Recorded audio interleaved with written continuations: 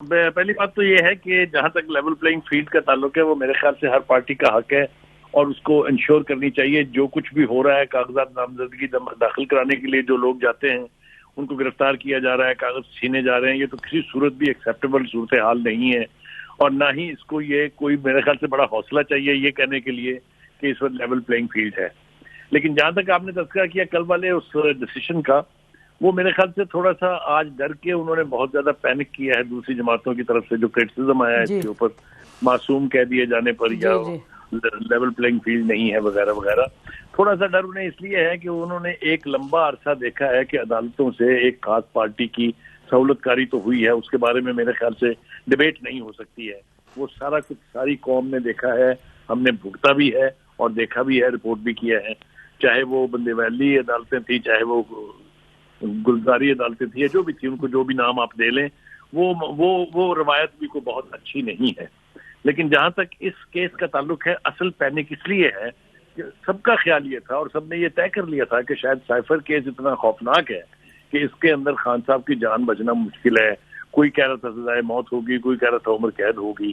تو جب عدالت اس طرح کے ریمارکس دے دیتی ہے تو نیچے کی ٹرائل کورٹ کے ہاتھ پھر بند جاتے ہیں.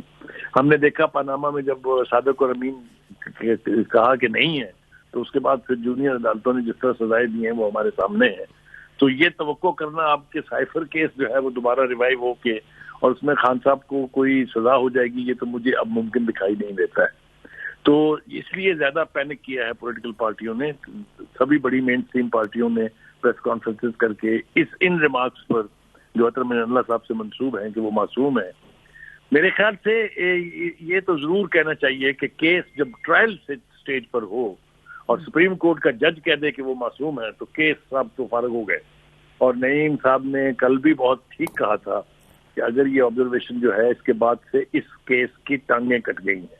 میرے خیال سے سلمان صفدر صاحب نے کہا تھا, I'm sorry, I'm misquoting that. Anyway, تو یہ تو بالکل ٹھیک بات ہے کہ اب سائفر میں سے کچھ نکلنا جو ہے اس کے امکانات بہت کم ہیں. دوسری بات یہ ہے کہ سب جماعتوں نے اپنے اپنے دور میں اس طرح کی کیفیت کا سامنا کیا ہے, اس کا رونا رویا ہے. اس لیے ان سب کو یہ یاد رکھنا چاہیے, جیسے بالکل کرن ناز ٹھیک کہہ رہی تھی, کہ جو ماضی میں ہوتا رہا ہے اس سے سیکھا کسی نے نہیں ہے. دوسرے کے ساتھ جب ہوتا ہے تو خوشیاں منا لیتے ہیں, جب اپنے ساتھ ہونے لگتا ہے تو پھر ٹسوے بہاتے ہیں, آنسو بہاتے ہیں. تو لیول پلینگ فیلڈ کے حوالے سے کوئی دو رائے نہیں ہے. الیکشن کمیشن اگر کہیں ایکسیسو کمٹ کر رہا ہے تو اس کو اپنے رویے پہ غور کرنا پڑے گا, اس لیے کہ الیکشن کی کریڈیبلٹی اگر نہ رہے تو الیکشن ہو یا نہ ہو اس سے کوئی فرق نہیں پڑتا. جی مالک. دیکھیں نسیم, میرا خیال ہے کہ ٹھیک ہے, یہ فرق پڑے گا کہ وہ ڈر بہت کم ہو گیا جو پہلے بات ہو رہی تھی لائف سینٹینس یا خدا نخواستہ ڈیتھ سینٹینس. لیکن سینٹینس تو میرا اندازہ ابھی بھی ہوگا, چاہے وہ تھوڑا ہو یا 14 سال ہو یا 2-3 سال ہو, سینٹینس تو ہوگا. بیکاز ہمیں جو پلے بک میں چیزیں نظر آ رہی ہیں اس میں صرف اب ایک عمران خان کی کنوکشن رہ گئی ہے, باقی تو ساری چیزیں ہو گئی ہیں. ہم کہتے تھے کہ جی کہا جا رہا ہے کسی اور کو لانا ہے تو بلے کو جانا ہوگا, تو بلہ چلا گیا.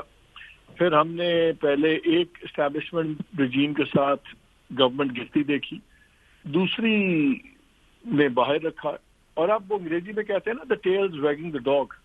اب وہ ہو رہا ہے. پہلے اسٹیبلشمنٹ ضرورت تھی نواز شریف صاحب کی, اب نواز شریف صاحب ان کمپنی کنونسڈ ہیں کہ وہ ضرورت بن گئے. کیونکہ دیکھیں اب اس تمام چیز کو جو اسکیلیٹن بن گیا ہے اس پہ ایک پالیٹکس کی کھال چڑھانی ہے, اور وہ چلتی ہے پنجاب میں.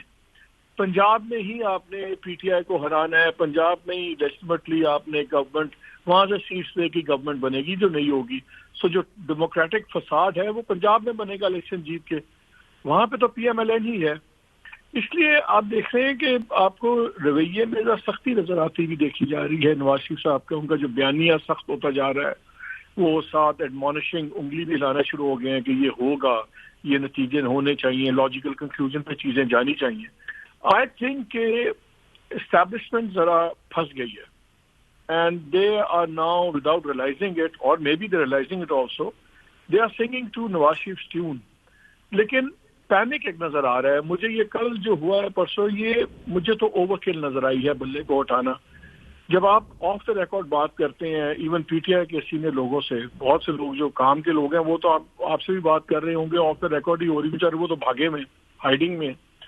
ان کا خیال یہ ہے کہ اگر بلے کا ارشاد نہیں بھی ہوتا تو ہمیں 5-7% کا شاید لاس پڑے گا، کیونکہ بہرحال جو بھی کینڈیڈیٹ ہوگا وہ لکھے گا بلے کا حمایت یافتہ، چاہے اس کا نشان فٹ بال ہے، چاہے اس کا نشان بیل ہے یا سائیکل ہے.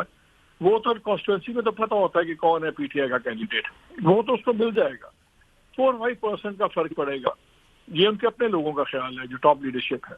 لیکن کیونکہ وہ کنونسڈ ہے کہ ہمارا گیپ اتنا زیادہ ہے پاپولیرٹی کا باقیوں سے کہ ہمارا اگر 4-5% ووٹ بینک ختم بھی ہوتا ہے، کنفیوژن میں ضائع بھی ہوتا ہے، تو وہ ہم اس کو کور کر لیں گے مور دین انف.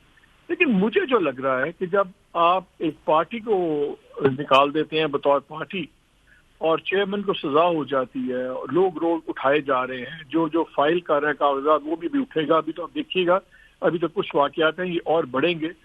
تو یہ ایک گلوم اینڈ ڈوم کی فضا بن جاتی ہے جس میں کنونس ہو جاتا ہے ووٹر کہ یار جو بھی ہو انہوں نے نہیں جیتنے دینا ہمیں، پھر وہ گھر بیٹھ جاتا ہے.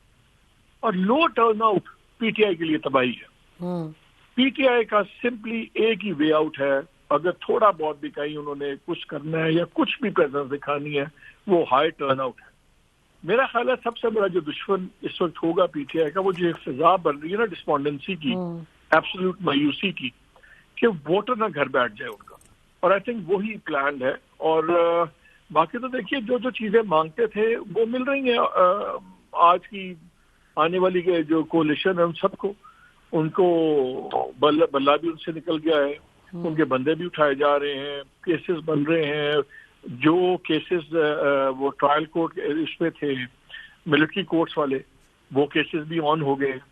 سو سب سے بڑا تو وہ ایک بریکس لگی ہوئی تھی، وہ لگ گئی ہے. جب وہ کھلنے کا مطلب ہے کہ ایک بار پھر وہ ڈریگ نیٹ میں اور لوگ گھیرے جا رہے ہیں. ابھی آپ نے دیکھا ہوگا تھوڑے دن پہلے خبر آئی تھی کہ جی 120 کے کتنے لوگ اور آئیڈینٹیفائی ہو گئے May 9 کے سلسلے میں.